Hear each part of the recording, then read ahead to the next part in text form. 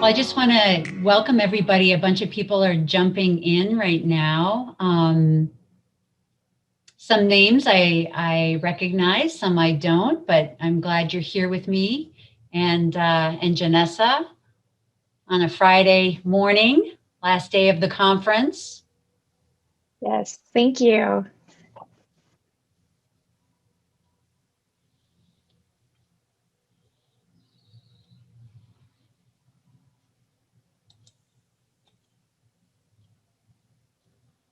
Hey, Jamal, glad that you're here.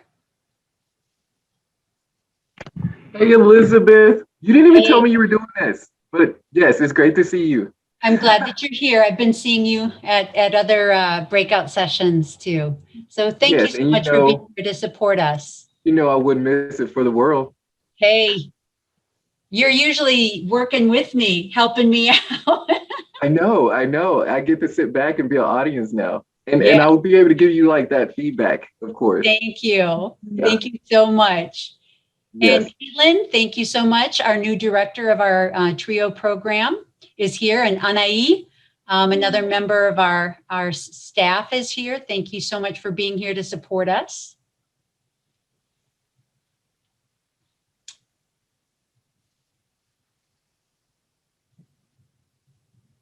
Hello, everybody. All right, well, we will go ahead and get started.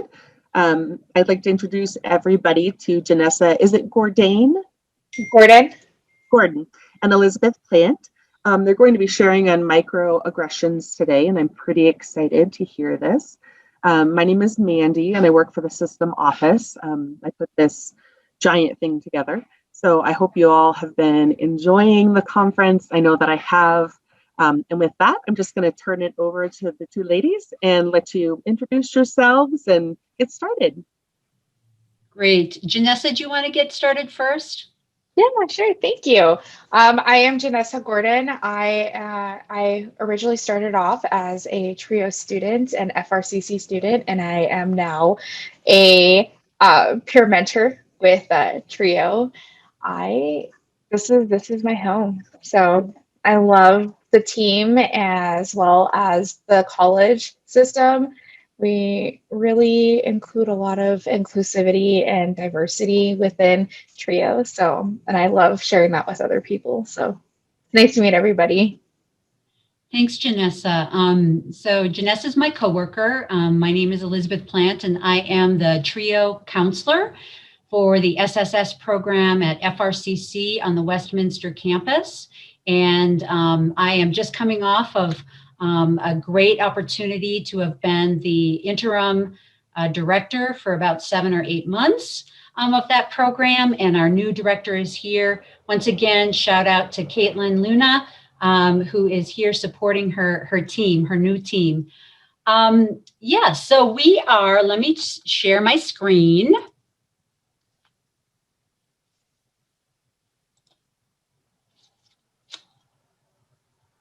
And share sound, optimize for video, and go. Okay. And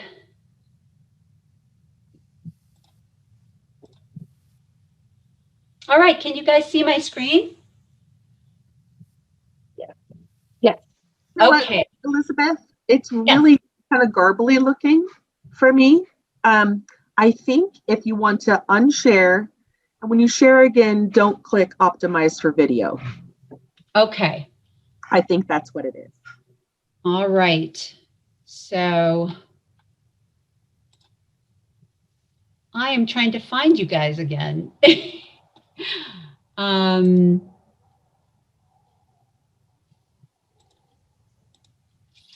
I can't find you. That's so funny. All right. Press and hold down Alt and then keep hitting Tab until you find us. Okay. And then once you find us, let go of both. All right. Is this, are you seeing me here? Or are you seeing the slides here? Yes, ma'am. So go up to the very, very top and then hit stop sharing. Oh, got you. Thank you. You're welcome. We're going to get this. It wouldn't be a presentation in 2020, 2021 without optimize. So not click optimize for video clip. Yes, just click sound. Okay.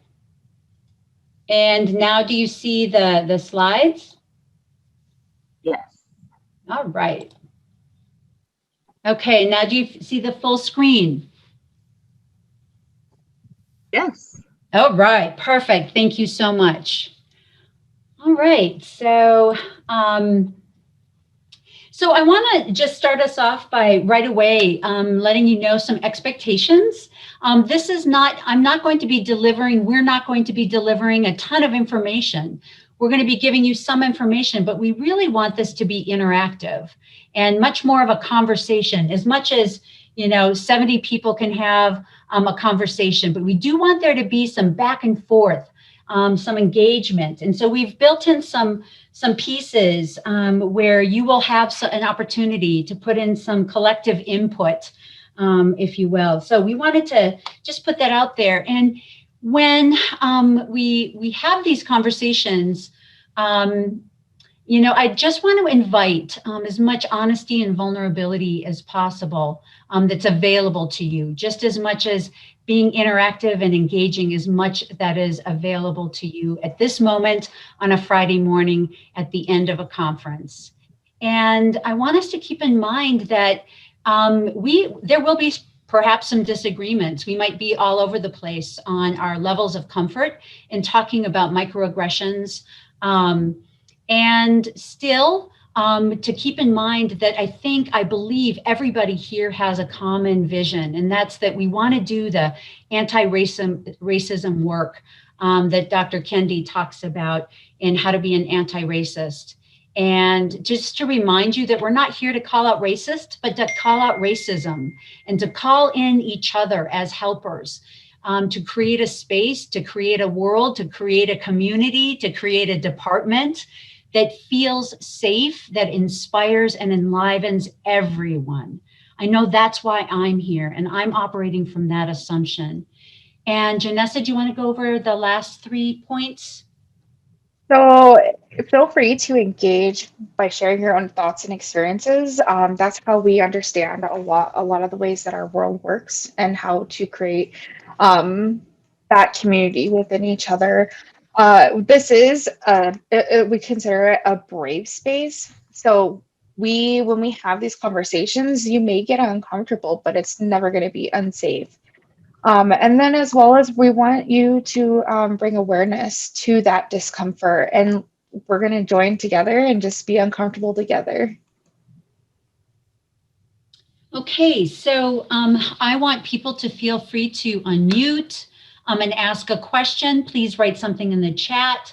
We'll be watching the chat throughout the presentation, or raise your hand. I probably won't be able to see somebody's raised hand, so maybe unmute would be better. Here are some things that Janessa and I were talking about, what we would like for outcomes. But if you have a moment and you want to write something in the chat that you hope to get out of this presentation, please feel free to do so right now. And Janessa will take a look at that and keep us informed so that we can make sure that we go over it. But we wanted to make sure that you are aware of what is a microaggression, what is the definition, and explore the impact that either witnessing or experiencing directly what a microaggressive behaviors have on people. Just to be aware that microaggressions happen with such frequency, it's daily. And that most likely every single one of us have either experienced it or have witnessed it and at some time in our life. And some of us, it is a daily occurrence. And then to talk about how we can respond to microaggressions, because microaggressions are foundational. By that, I mean they're the foundation that creates a culture by which more egregious acts of perhaps murder and other hate crimes that occur. So it's the foundation of the culture that allows things like that to occur. So with that said, I want to just ask audience members if they can write, if there's anything in the chat. I can't see the chat right now. If somebody has written down an expectation or something that they would like to get out of the. Lewis has, Pardon me? I'm sorry. Lewis has said that to understand the term microaggression and what to do about it. Okay, fantastic. Well, we will be going over that. Was there anything else, Janessa? Not yet. Okay. So we wanted to just kind of gather from you, and if you would take a few minutes and write in the chat what you think just one or two words about what you think microaggressions are.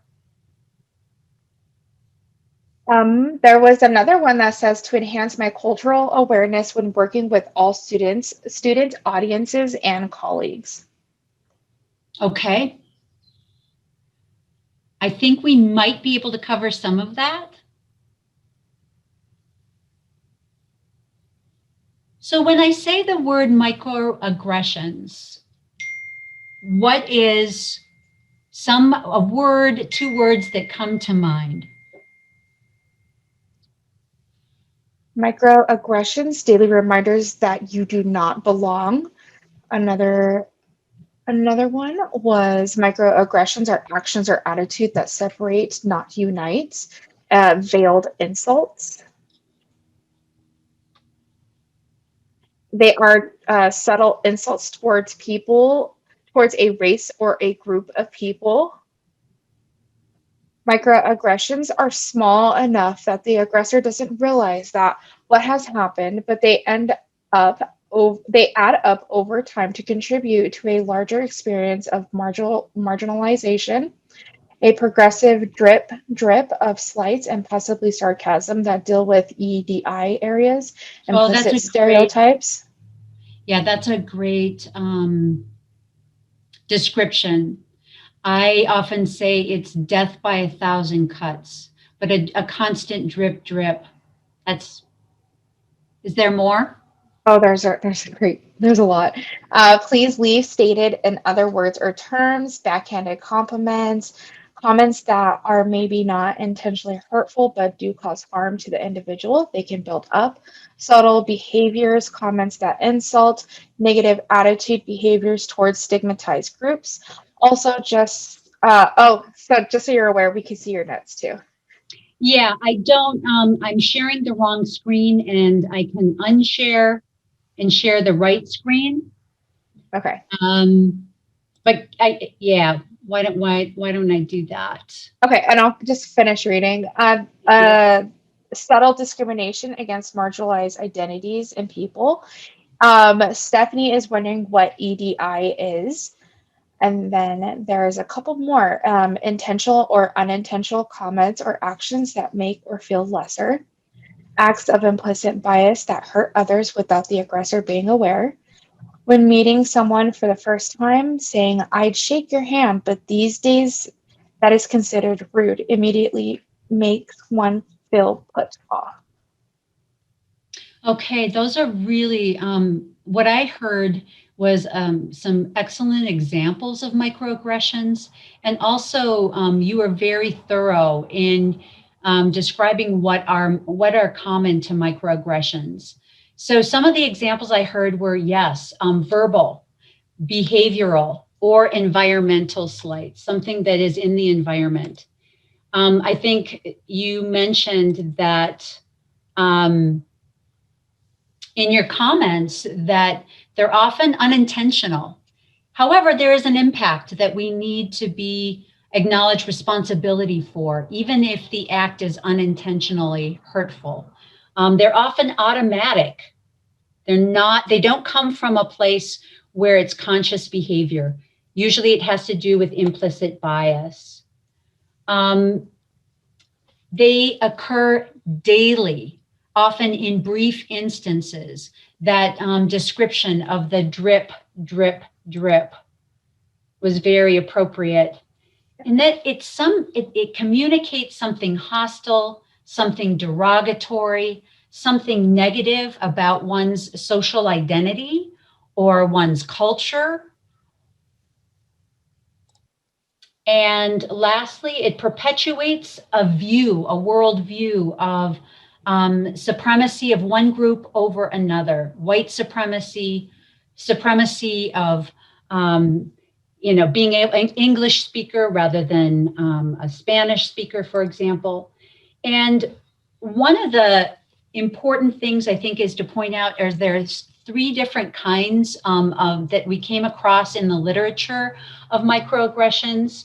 And the first one is they called it micro assaults.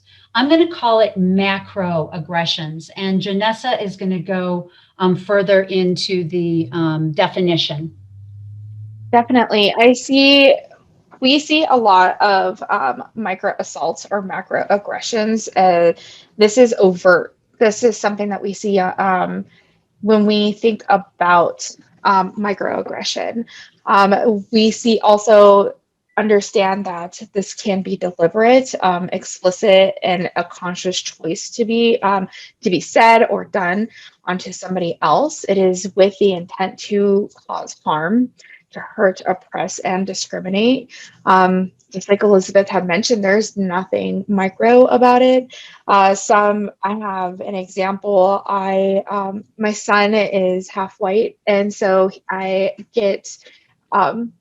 have been told that I am not my son's mother because he does not look just like me. So those are they do not intend to hurt, but I feel like it's not made in the right context. Because every race comes in different colors. The other 2 that we do see are micro insults as well as micro invalidations. With these, they are both non-intentional. They occur due to that implicit bias, where we have there's unconscious bias and prejudice outside of our awareness. Micro insults they convey insensitivity. They tend to be rude. They tend to be demeaning to an individual identity as well as heritage. Could you could you pause and just give an example, Janessa, of what a micro insult might be? Or if people feel like they understand this, if you want to put it in the chat, please feel free to offer an example that you have witnessed or experienced. Just to be kind of clear, macro assaults or macro aggressions are different than the micro insults and micro invalidations. They are often what we would recognize as racism. Everybody would recognize them as racist. They tend to be very, for example, having a knee on somebody's neck. Bubba Wallace, who was a driver for NASCAR, found a noose in his garage stall that was placed there just before he was going to compete at the super speedway in June last year. And so those are we would recognize those. Those don't necessarily happen every day, but they're very egregious acts. And that's why we're saying that there's nothing micro about it. They often are intentional. Micro insults and micro invalidations are not intentional. So that's the difference here. What is intention? I want to quickly say that intention doesn't really matter when it comes to impact. And once again, we must take responsibility for the impact of our actions, whether that it's intended or not. But I think that it is helpful to understand that much of what we see on a daily basis is not in our conscious awareness. And that is why we need to look at what microaggressions are, so that if they do become part of our awareness. Please continue. And I'm so sorry I interrupted, Janessa. No, you're good. There were actually a couple of great examples in the chat. There was one that was saying telling someone with a physical disability to take a walk. That was really good for a woman. I was speaking with someone on the phone who had a very deep voice. When I assumed it was a he, she was a bit upset. Comments about the learning curve of a new president's understanding of the community college and systems. There was also a question, wait, I am a bit confused. Racial microaggressions are also racist, aren't they? Such as gender microaggressions are sexist.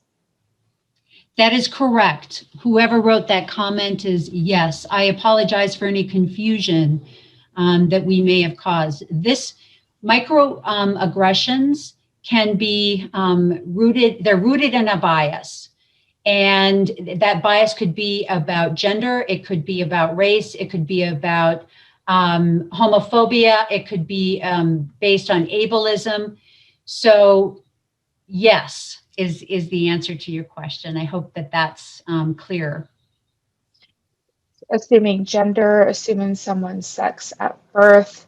And then Matt also explained the same thing about racial macroaggression. Okay. So definitely, I feel like we have these biases, these underlying subconscious biases. When it comes to macro invalidations, these tend to exclude, negate, or nullify feelings or thoughts. So if you see, if you're being followed because you're a person of color and somebody's like, oh no, I don't feel like are you sure? And questioning, and then you start to begin to question your own reality as well as like your own truth. So we see a lot of these in every day, but they're not brought to a lot of attention, which is where we're finding a lot of issues. So does anybody have any examples of their own experiences or something that you have witnessed of micro insults or micro invalidations? One that I have been guilty of is mistaking people for one race when they really are a member of another. So, mistaking somebody who looks Hispanic for being able to speak Spanish when they're not Hispanic. And that, so that's something that I know that I have personally done and have been much more conscious of since I have. Definitely. There's some great examples too. Never choosing a student of color in the classroom. Microaggressions can make you feel like you're in a hostile environment. Insinuating someone is not actually Native American, Black, etc., because they don't know of all of the histories relative to specific races, or don't meet the stereotypical look. There's another one, or after a person of color speaks, ignoring what they had to say. Another person agreed with that one as well. Yes. Where are you from? Me, here, them. But really, where are you from? I mean, your ancestry. To me, that is a microaggression. It's very annoying. Invalidating your ability to make your own life choices and making stereotyping assumptions. You don't drink alcohol, your Muslim husband must be really strict.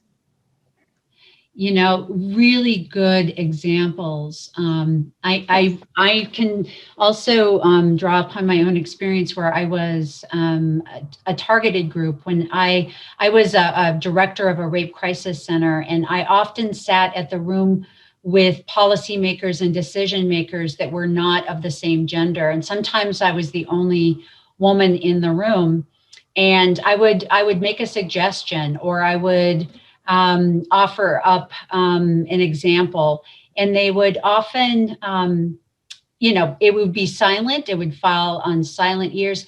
And maybe 2 comments later, a man would say the same thing and receive a great deal of praise. And so again, that's an invalidation of the contributions that people make in the room. So great examples. Thank you so much for sharing.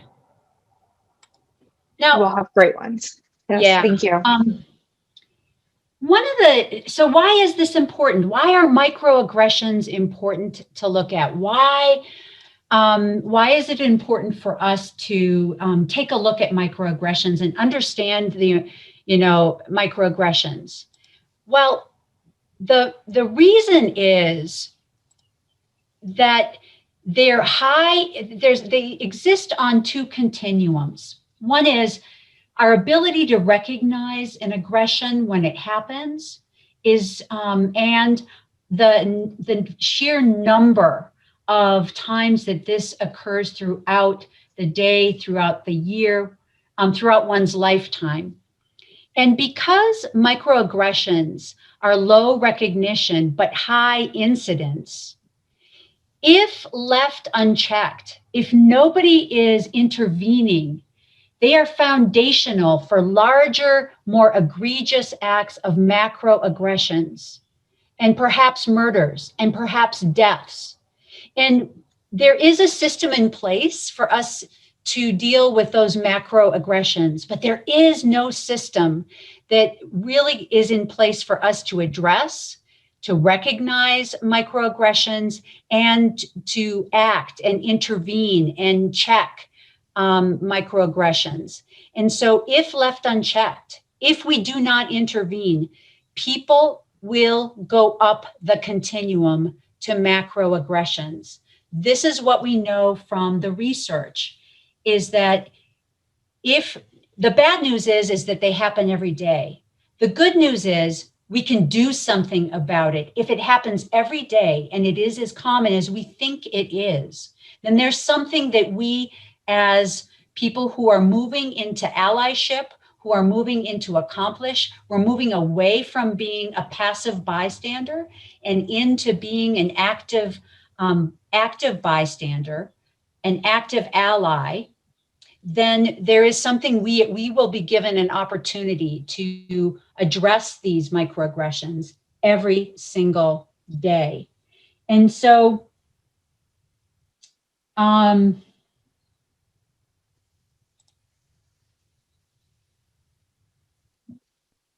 ahead, Janessa.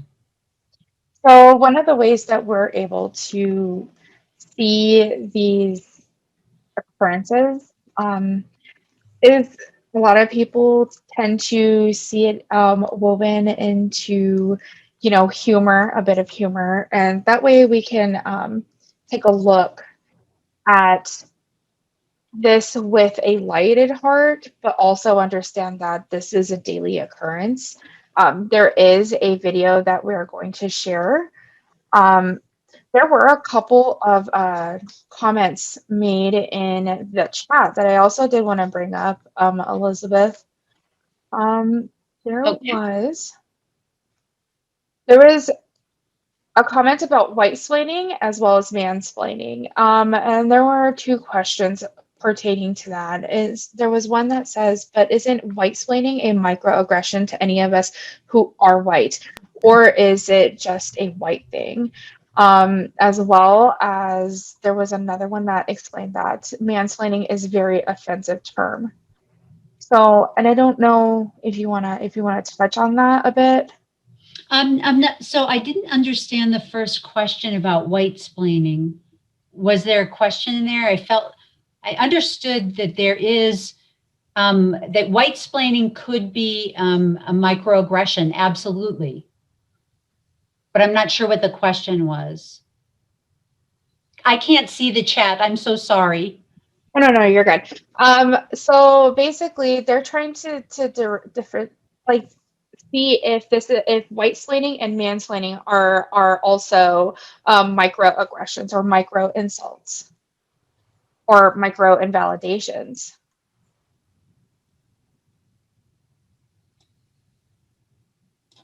I think the question is using the term mansplaining to talk about what someone has done, or is using the term white splaining to explain what someone has done, are using those words in and of themselves microaggressions? Well, white splaining, I think it depends. Is it trying to say that women are superior? Is it trying to say that whites? I mean, I'm more inclined to think about white splaining as perhaps could be a microaggression if we walk into a room and the assumption is we have to explain very basic information. Like when someone says, "What is that?" and you say it's a bird. It's an obvious. We're pointing out the obvious because we don't think somebody is capable of understanding something that is obvious. I think these are really good questions that require a lot of unpacking. What is the intention? What is the assumption that is behind the explanation? Can someone, what do other people mean or think? I agree with Karen about the power imbalance. If you recognize that power imbalance, then using those terms is by no means aggressive. It's just stating the truth when it happens.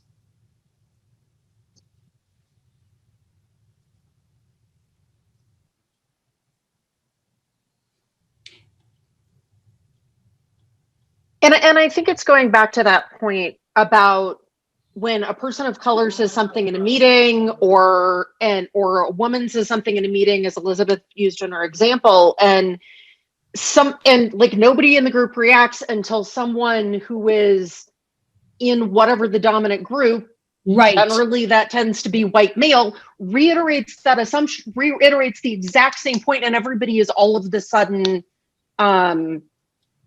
thinks it's a great idea, but couldn't hear it from one of those individuals who was in a position of less power. And yeah. I understand that the phrasing of those particular words might feel offensive, but the fact is that we as a culture have accepted that these are the terms for things that happen to people who are not in positions of power daily.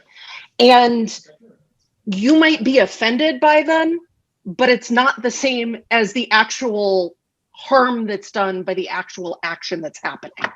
Yeah, I agree. I don't know who's speaking, but Karen, that term white splaining is, I think that's a valid description when a person that is, in the dominant group and in a privileged positionality of being white, explaining something over and over again, because the assumption is that, the people in the room who are perhaps BIPOC, they probably don't understand this. We need to go overboard and explain it. I think it's a term that we use to explain, hey, wait a minute, what's the assumption behind this overboard explanation, or the validating someone's suggestion, or validating someone who is of the dominant group, and not validating, seeing it's the people who are targeted by microaggressions are hyper visible and hyper invisible. Their contributions tend to be invisible, and yet they tend to be hyper visible. Like, here's a person of color that's on this committee, and we need to have people of color on this committee. So they're hyper visible in that sense, but hyper invisible in terms of their contribution. I don't know if that helps muddy the water or helps to clarify it. And microaggressions are not the same things as just being offended. We can be offended, but microaggressions are based on a bias of a superiority of one group over another. And they're also based on attacking someone based on one's culture or social identity. Are you still with me? Yes.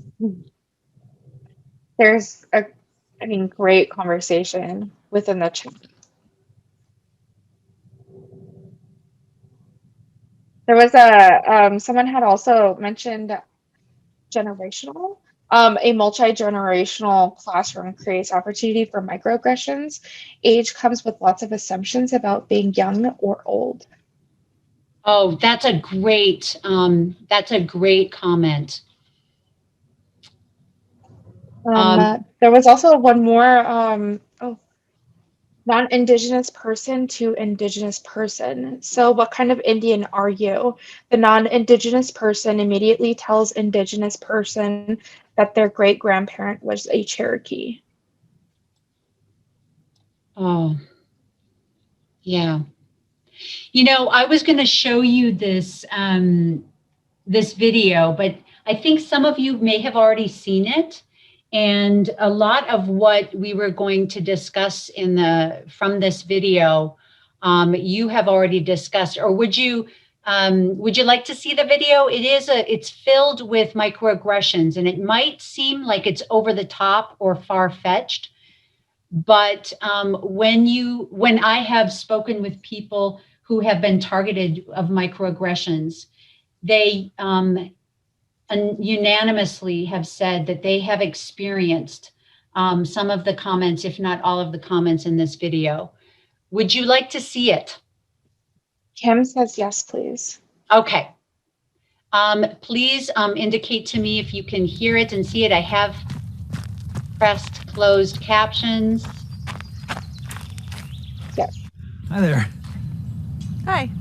Nice day, huh? Yeah, finally, right? Where are you from? Your English is perfect. San Diego. We speak English there. Oh, no. Where are you from? Well, I was born in Orange County, but I never actually lived there.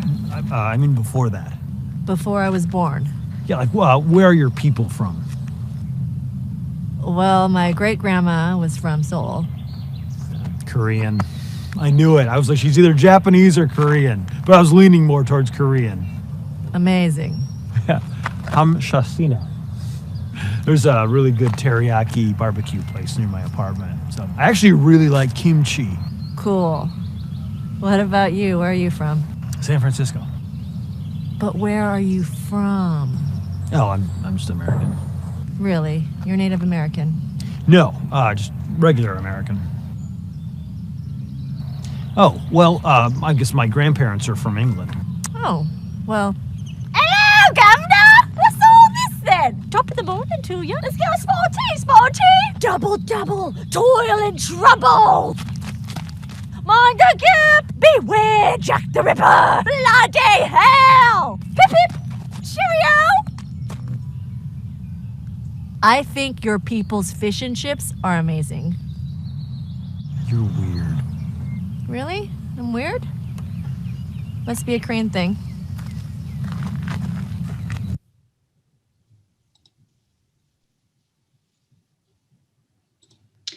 Okay, so if you want to unmute yourself and again point out some microaggressions that that you saw in that video. Mandy has mentioned hip hip cheerio. Stephanie said that loved it. Michael, that went from painful to awesome. Stephanie said it, she agreed. There was also a comment about the Indigenous as well. If the person who you said is non-Indigenous actually has a great grandparent who is Cherokee, what's the problem with sharing this information? I'm not sure what you're trying to point out in your example. A regular American implying that white people are regular group and anyone else is outside of that. Where are you from? Emphasis on the you. think Elizabeth said we could unmute ourselves, and I just Definitely. what really hit me was, I mean, obviously that was cringe worthy. And it's great that she like stood up for herself in the way she did it. But on the other hand, I felt like he started out with really good intentions. He wanted to connect with somebody. Did he do that appropriately? No. So one of the things for me that I was hoping really to get today is that we don't mean to do these microaggressions.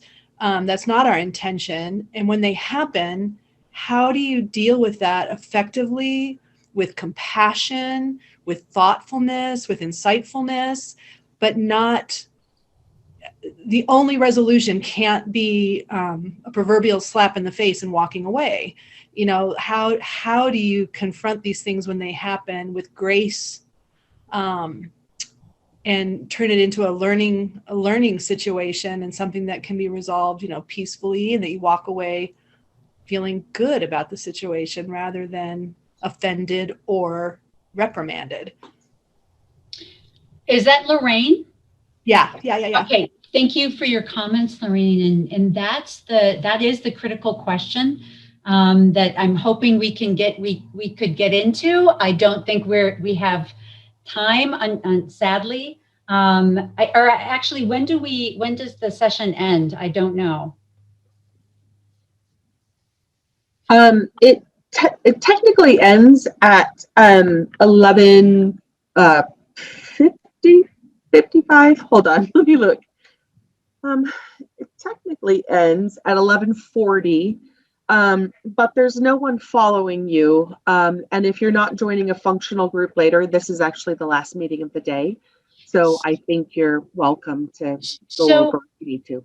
Yeah. So, you know, we have some slides that address that, but I would rather have this be a conversation about that exactly. Because my hope is that yes, we do that with some grace for ourselves, that, as I said in the beginning, we're not here to call out racists. We're here to call out racism, and it's the water that we're all swimming in. And we're here to also call out sexism and call in helpers. And one of the ways that, you know, when I've been humbled on several occasions, and I hope I continue to be in those situations where I am called out on, you know, a comment that, again, that young man was trying to connect. There's nothing wrong with that. The way he did it was perhaps not in, it was in potentially a very hurtful way. Do people change if they are shamed? Do people are they motivated to change out of shame or humiliation? No.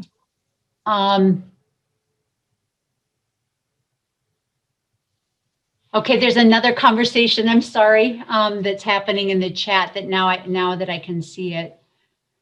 So I guess my question is to people is how should we handle these situations? How may we handle these situations where we're either a witness or we are the target? And if we are a target, it might be different. I would like to encourage, it's about our positionality.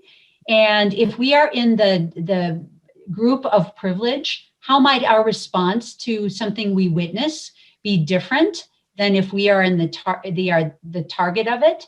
How much work of it is ours to do? If someone is in the targeted group and they confront me, or they remind me not to use terms like being the black sheep of the family, how that might impact somebody. Why do we think of black as being pejorative?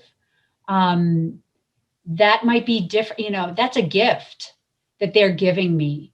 But how do we, in positions of privilege, relative privilege, when it comes to a microaggression, how might we handle this? So there was actually a great explanation, Michael, said, expecting the victim of the microaggression to explain to the aggressor, it is just adding more burden to the victim.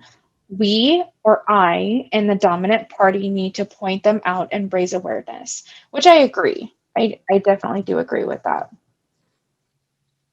It is exhausting. Politely call the person out. Yes, shame or guilt never motivates anyone to do much good. So why not use it as a teachable moment? I suggest, I'm sorry, Laura, what's that word? Flocks or folk? I suggest to listen to All My Relations podcast. Oh, okay. There are a couple of episodes on blood quantum and how problematic it is. Okay, good suggestion.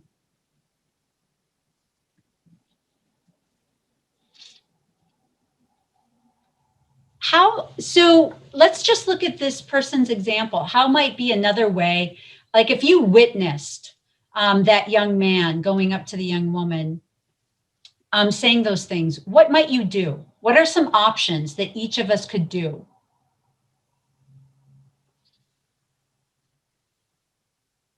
Go ahead and unmute and speak freely, please. Can you guys hear me? Yes. Okay. Yeah, I think I would just in situations where I've experienced microaggressions myself, I have either ignored it or if I'm able, I'll make a joke too to call attention to the microaggression, to make the person aware of what they've done, but then not necessarily stop the conversation. So I think it just entirely depends on the microaggression.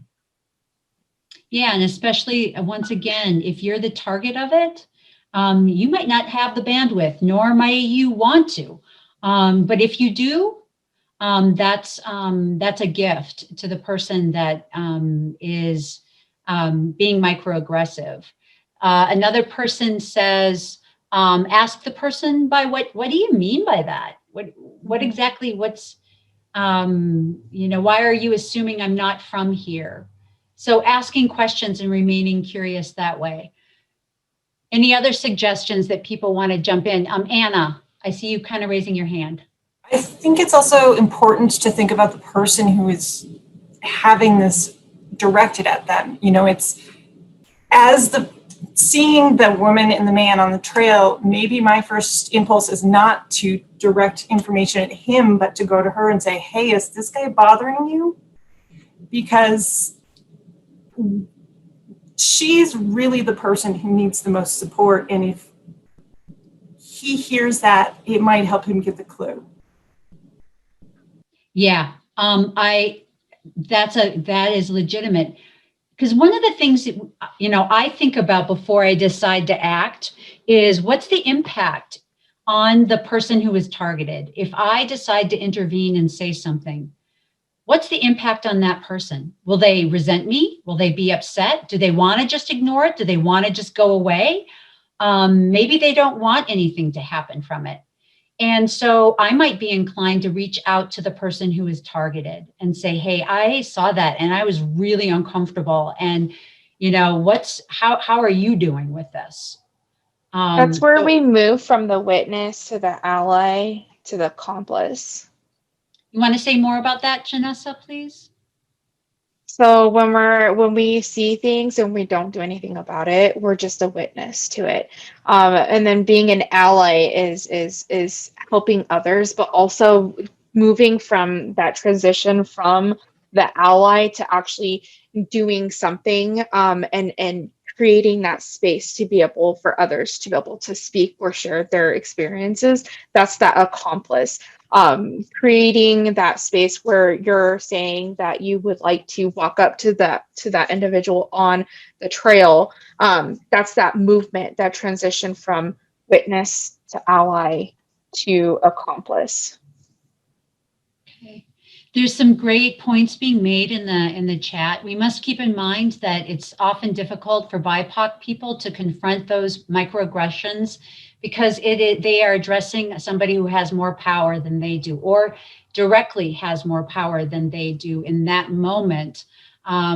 like a police officer. Jill says, a friend of mine approached a police officer who had pulled over 2 Black people, and they asked if everything was okay, and looked at the Black people and repeated, is everything okay? And the officer wasn't too happy to have her intervene.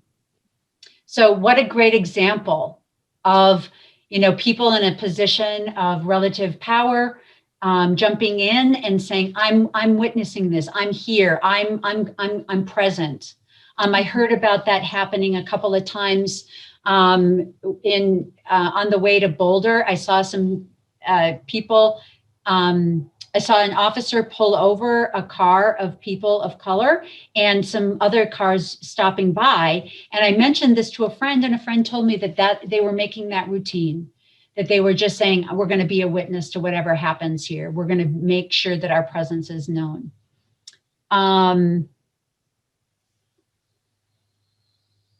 So I think, Anna, you made a really good point. The person that, the best intervention that you feel most comfortable with is to maybe reach out to the person who is the target. What about reaching out to people who are in positions of power? Like if you've ever had to confront, or not confront, but speak to maybe your supervisor or somebody who is in a position of power at your institution. Have you ever thought about what you might do or how you might handle a situation if they said something that was microaggressive?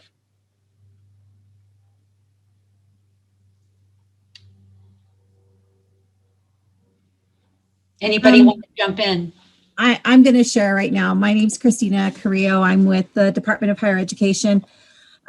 So not necessarily with my own supervisor, but I'm actually contemplating doing this right now with a driving company in our town, because Tuesday, I mentioned this in the comments, but the driving instructor, when we pulled up to drop off our daughter for her one-on-one driving lesson, greeted us with, I'd shake your hand, but these days that's considered rude. And so it kind of put me off, but I didn't really know what to do in the moment. But today, we have to drop her off tomorrow for another driving lesson. And all day I have been thinking about, I really should call the supervisor or the manager of that driving company, because it's giving me anxiety to drop her off tomorrow, because I do not want to be greeted that way. So I'm thinking about calling and confronting that, because I don't really care what this guy feels about the pandemic or COVID. But it just is really, it feels like a microaggression that I'm trying to answer this question in the chat. Telling, if that's the first thing that somebody says to you when you're dropping off your child, your 16-year-old child, for a one-on-one driving lesson, that's 2 hours, that makes me feel like that doesn't make me feel safe.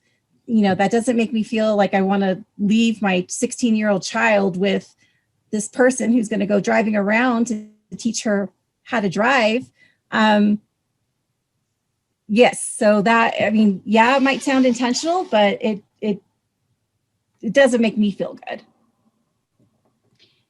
So thank you so much for sharing that example. I appreciate that. Does anybody have any suggestions on, are you open to suggestions, or did you just want to share? I'm absolutely open to suggestions, because again, I'm feeling anxious about having to drop my daughter off tomorrow. And like I said, I want to confront this, because in that moment I was shocked and taken back. Like, is that really okay to say? Like, are you greeting everybody that way? Or was it just us because we're Hispanic? Or, are you, just those are the things that are going through my mind. Mm-hmm. Yeah, I almost feel like it was, it sounds kind of intentional, but irregardless, I'm really sorry that you are in this place of not feeling safety for yourself or for your child. And I just want to, first of all, just really validate that the question in your mind is real, and it deserves some support from us if we can offer that to you. I'm seeing a lot of people giving you validation in the chat if you can read it. And under no, I mean, of course you were shocked. So one of the things that we didn't get to today is what are those intrusive thoughts that we have after we've been a target? And one of them is, did they say what I thought they said? Boy, am I being overly sensitive here? So there's all these intrusive thoughts that undermine, the experience and what happened to us. Oops. Can you still see me? Yes. Okay. So are you, you might be thinking to yourself, gosh, did I interpret what they said correctly? That's what I've been kind of hearing you say, is that you're double guessing yourself. And will I make it worse if I speak up and say something? And so a lot of people are encouraging you to report it. I think, I hesitate in telling you what to do because you're the only one who can decide what feels safe to you. But a lot of people think that going to the supervisor is a good idea, so that you're not alone with this. And if something does happen, or if something further happens, there's a record that you've expressed your concerns. I almost wonder if give the guy, I mean, I don't know, and I don't want to discount how you feel, because obviously that's 1,000% more accurate than my little perception here based on what you said, but maybe give him a second chance. He's got your daughter in the car for 2 hours. You need to know you feel comfortable with this person. So it might be just because of COVID. Maybe he's super hypersensitive and he's got people that don't want to shake his hand all day because they're nervous about COVID. So maybe say something to him about, oh, I get it. COVID, everyone's a little bit nervous, but hey, let's go in for an elbow bump or something. And then if he'll engage in that way, then maybe that alleviates your concerns and you'll realize, oh, he's just super worried about germs and things. Or if he's weird about even that, then you might realize, no, hey, this is deeper than that. This is a microaggression and I need to report it to a supervisor. It's something bigger than that. Lorraine, I appreciate that. Thank you. I would like to point out that Rose has had their hand raised, and then as well as Laura and Omar had some great comments in the chat. I am so sorry, Rose. I cannot see. So my apologies. Thank you so much. It's not a problem. Please speak, Rose. I'd love to hear what you have to say. And then Laura, I'm assuming it's Laura Gonzalez. I've been with you, and please unmute yourself, Laura. I'd love to hear what you have to say too. What I was gonna share is that, and I'm a person of color, and sometimes though, you have to speak up, even if it is to power. For instance, one of the things that I observed was, and I had to think about it, is that microaggression? Because it was a statement, about a new person of color president that was about their education and training. So because I'm a coach by training, I'm going to always ask you what you mean specifically by that. And that then puts the onus on that person. And that person was a person of color, and they pretty much laughed it off. But what I turned it on them was that if you're saying that person is, and I'm not going to use whatever, but then we could say that you're doing that. Do you know what I'm saying? Like, okay, if I'm a I don't know, biology major, and I'm a president, and I'm biologying, then hey, what does that mean? Do you see what I mean? Yeah. Because I actually, even though I asked them to explain it, is what they meant, I ended up looking up microaggressions because there was a term before they started using the term microaggression that I thought it applied to more. And I think that it's the same thing that happens to students. Students are leaving without, just disappearing. And you're wondering, like, why is enrollment, or employees? You're wondering about the climate. And what I'm saying is that drip, drip, drip, then characterize that leader who doesn't even have a chance because it's already rolling. Do you see what I'm saying? Yeah. It happened with the last person, and now it's already rolling.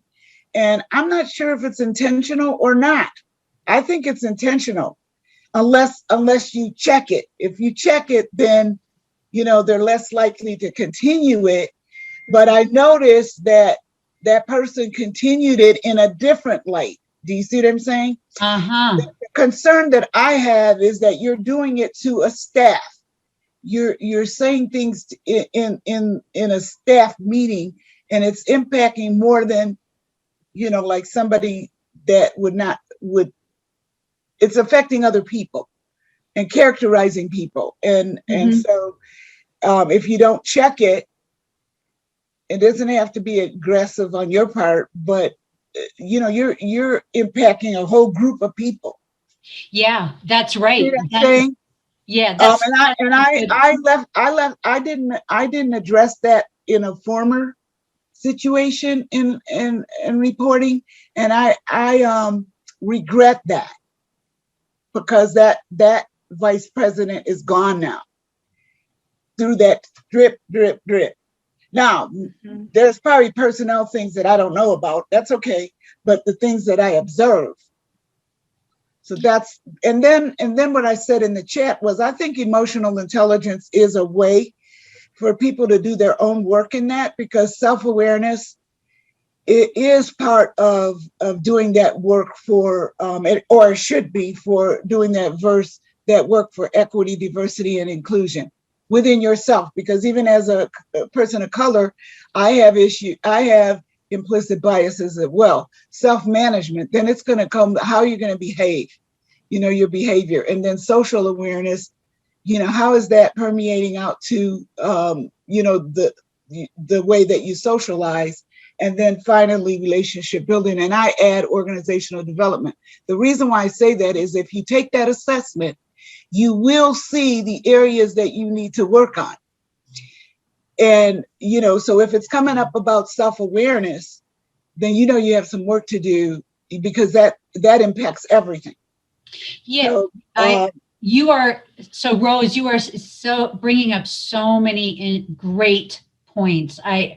You're moving so fast, and you're bringing up really incredibly important points. About where does this all begin? Yeah, it has to begin with ourselves. We have our work to do. We do have to do it. We can do it in unobtrusive ways. We can read blogs, listen to podcasts. We can, shut up and listen when people are speaking. And I'm speaking about me, what I can do as an individual. It can't stop there. Because then we just stay in a place of witnessing and not stay in a place of taking action. And like you so articulately said, that I have a lot of regrets where I began to see things and I did nothing, and they sit with me still. And so now I'm letting that be fuel for me to intervening and checking and saying something now, because I know, like you said, that drip, drip, drip, unless it's interrupted, unless it's put on check, that drip, drip, drip is going to keep on happening. And they'll get worse. Yeah. And they'll turn into the overt. And I just wanted to make sure that if Omar or Laura wanted to say something and didn't get the chance to, I would really love to hear from you too. If Can you hear me? Yes. Yeah. Okay. Buenas tardes, buenos días, good morning. My name is Laura Gonzalez. First and foremost, I identify as a brown red woman. And one of the reasons why I identify as that is because race matters.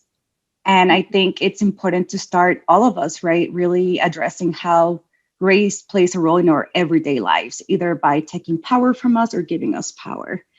And in the conversation of microaggressions, I would say that it's about power dynamics. So if you want to be an ally / accomplice, it's all about reading the room and the context, right? So if, for example, a woman's getting mansplained, right? Whose job, whose role, whose responsibility is it to interrupt that, right? If, for example, I'm able-bodied and I see a microaggression for someone who has disabilities, right? I got power in that context, right? It's my responsibility to interrupt that. So I think when we want to be allies / accomplices, we really have to understand power dynamics. And we really have to understand and do the work in what is the difference between prejudice and racism. And when we start feeling uncomfortable, when we start seeing fragility show up, either if that's white fragility, gender fragility, maybe sometimes we should just sit with that discomfort and ask ourselves, why is it that I'm feeling uncomfortable at the moment, right? Like I'm hearing words that I never heard before, or I'm getting treated like I never got treated before. But sometimes like that fragility can really harm those who are getting, violated, right? Either through a micro or macroaggression. I also think it's important to believe. So when someone shares a microaggression, right? I think it's 100% important to believe that person, to believe that survivor, and not play devil's advocate, because that can be very harmful in our mental health. So for me, actually, a lot of microaggressions are macroaggressions, because I got into the point where it's just re-traumatizing, where, right, like I already have a lot of pain with that. So like, it's not longer a microaggression. And I understand that a lot of it has been because we have been indoctrinated into a system to be that way. And I want to encourage folks, for all of us to do the work, of dismantling all this unconscious bias, because to a certain point, with all the resources that we have, with the privilege of having education, it becomes willful ignorance, right? If we really don't start doing the work. And it's not just white people that got to do the work, like also Black and brown folks got to do the work, of course, in a different context, right? We got to have conversations of anti-Blackness and anti-Indigeneity in our own spaces, but we need to have those spaces, right? We need to have those spaces specifically. So anyways, I just wanted to say a little bit of how we show up and whose responsibility is it to interrupt the micro / macroaggression. Yeah, who's responsible? I think power, you spoke about power. I just want to say thank you so much, Laura, for speaking about power and bringing positionality in terms of power and privilege into any situation. My own feeling is that we all have a responsibility. We all do. And I would like to see more people in the position of power and privilege to take that responsibility.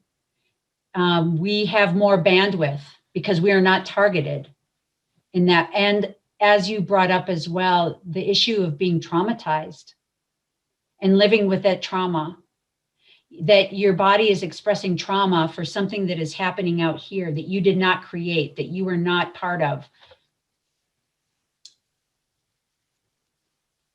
I see that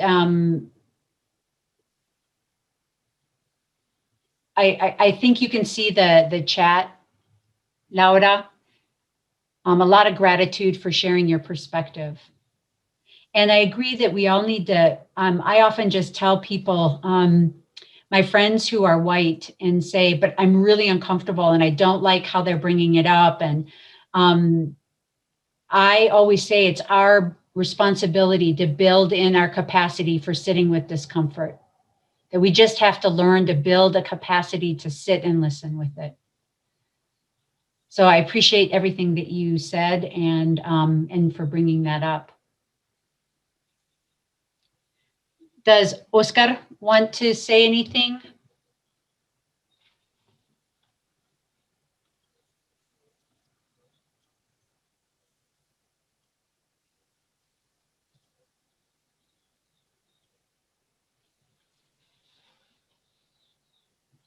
I just want to say thank you. I love this space that we're able to have these discussions and be able to hear each other and I mean, quite honestly, have that safe space to understand that everybody has an experience and we're all willing to share. I don't know, but I love hearing everybody's stories, so I appreciate it. Does anybody have any final comments? I'm willing to stay as long as anybody wants to stay, and just listen. Mona actually had a comment. Please do not play devil's advocate with our stories. Maybe they don't mean that BIPOC know what racism is, look like, and feels like. Believe us, period. And Rose also mentioned, very well stated, it's power dynamics. And it's devaluating and depriving others of power too, with the mindset that if one has power, that there is not enough space for others to share power. This involves, understandably, tensions.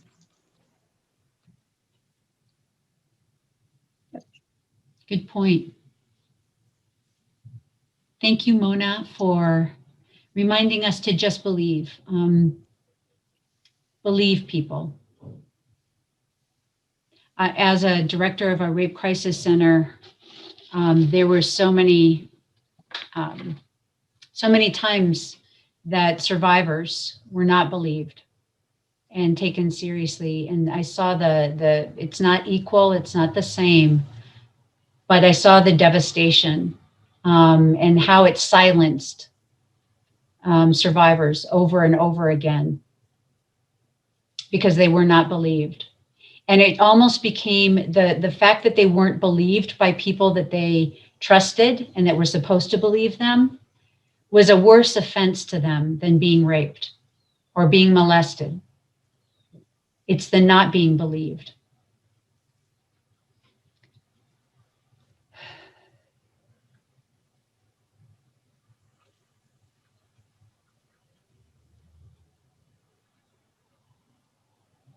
Also, can I offer something else? Please. I think that's Laura. Yes, it's Laura. And this may be considered a little bit more radical and a little bit more disruptive of what we think of professionalism, which is sometimes tends to be coded for white supremacist workplace culture. But sometimes I have noticed, for example, when an issue gets brought up, right, like a very serious issue of a power dynamic with whatever identity that's marginalized, right, race, gender, able-bodied, I personally think it's important to change the agenda to address that and not have the fear of conflict and move on to the next point. I think it's a great opportunity for folks to learn. And I think addressing conflict is actually a good thing because when people address something, it's because they care for the most part for the other person to grow. And I do suggest to everyone to read White Supremacist Workplace Culture Norms by Tema Okun. I'll be happy to drop it in the chat. Yes, please do. Please drop it in the chat. I think you dropped it in the chat in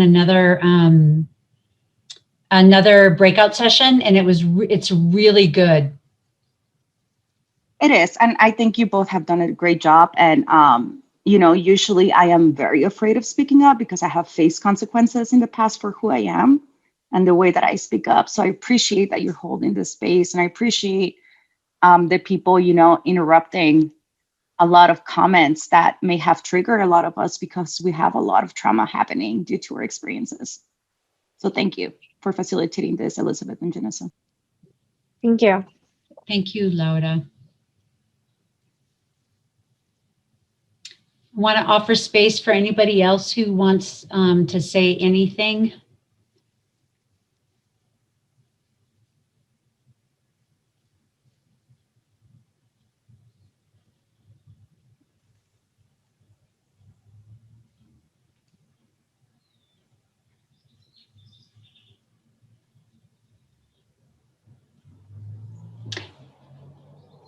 Audra made a suggestion.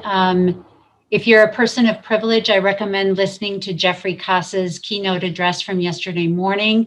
I think Mandy has actually an update on that. It was not recorded, but they are going to attempt to get a recording from another time that he spoke and make sure that that is something that is shared with all of the people who were attendees. Thank you, Laura. It is now in the chat. So if you want to, I want to make sure that anyone who wants to click on that, please do so that you can download it and print it if you wish. Thank you.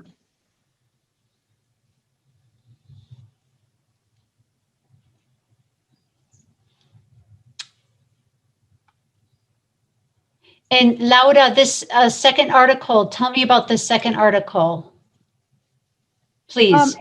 It goes a little bit more on the biases of professionalism and what that means and who does that exclude. Okay. Okay. Great, thank you.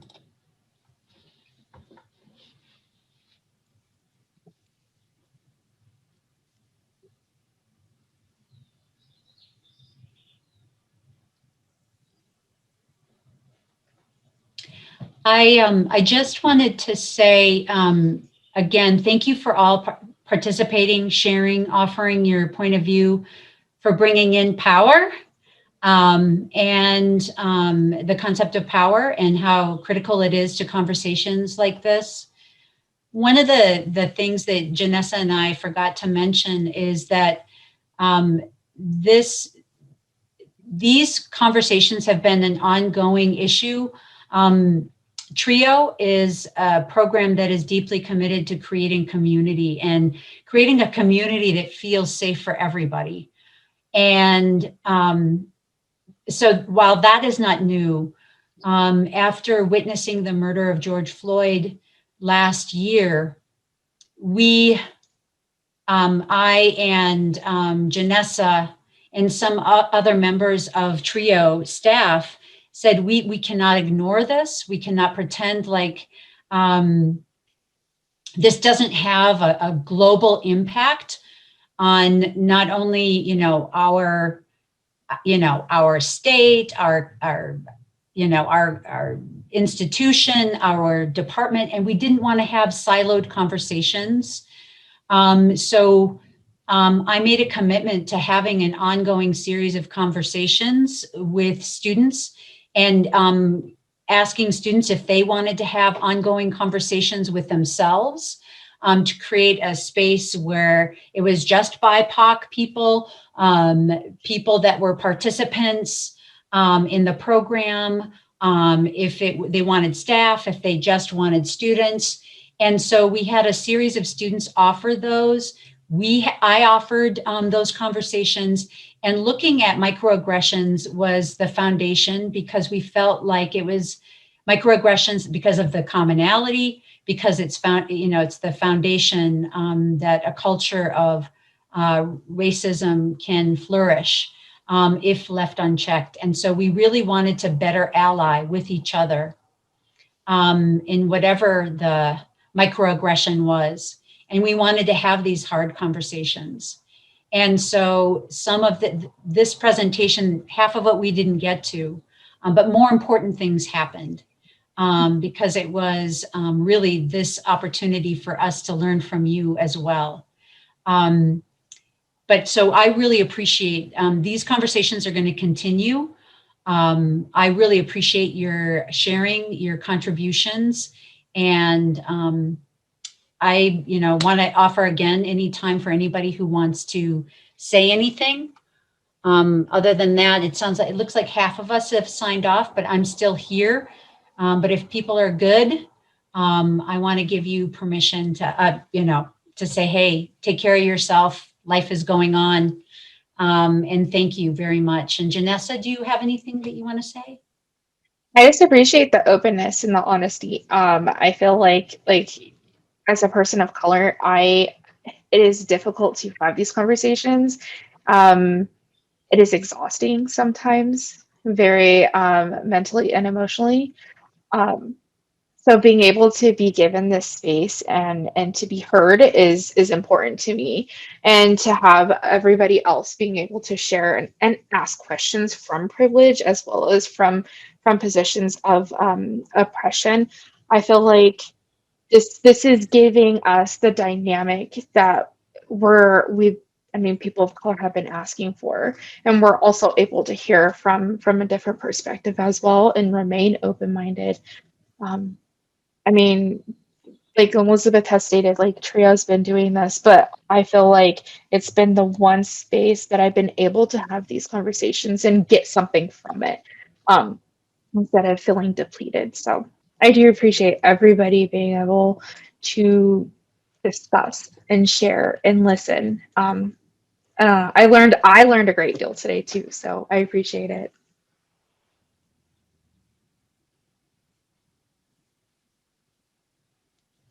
Right. Well, thank you, everyone. I have another meeting to open up in 1 minute, so I'm going to close the session. Thank you so much for your time, Elizabeth and Janessa. That was wonderful. This will be posted on the website hopefully next week. We'll see if I'm able to do that. And if you need PDUs, just shoot me an email, mandymyers@cccs.edu, and I'm happy to provide a certificate for you. Thank you. Great. Thank you. Have a great weekend. You too.